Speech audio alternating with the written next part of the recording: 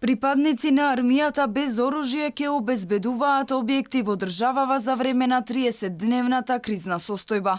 Главниот штаб за управување со кризи одржа седница на која се разгледува повеќе точки на кој начин и колку војници ќе помагаат во справување со пандемијата. Армијата заедно со полицијата ќе обезбедува здравствени објекти и магазини од делот на здравството, во кои се чуваат лекови, опрема и друг медицински материјал. Во истите објекти ќе помага и во контрола дали се почитуваат мерките за заштита доколку е потребно.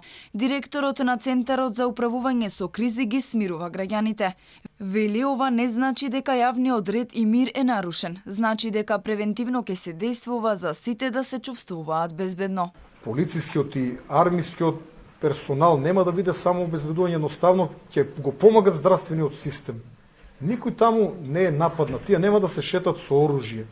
Тие служат да помогнат на граѓаните да се одржува редот, за да можат непречено да функционират здравствените работници. Министерот за внатрешни работи Спасовски најави дека денеска управувачкиот комитет ќе го утврдува акцискиот план за справување со кризната состојба предложен од кризниот штаб. Во акцискиот план ќе бидат наведени сите активности на државните органи кои ќе ги преземаат за справување ситуацијата. Во планот ќе биде ставено кои објекти ќе треба да имат дополнително обезбедување и употребата на ресурсите за справување со кризата.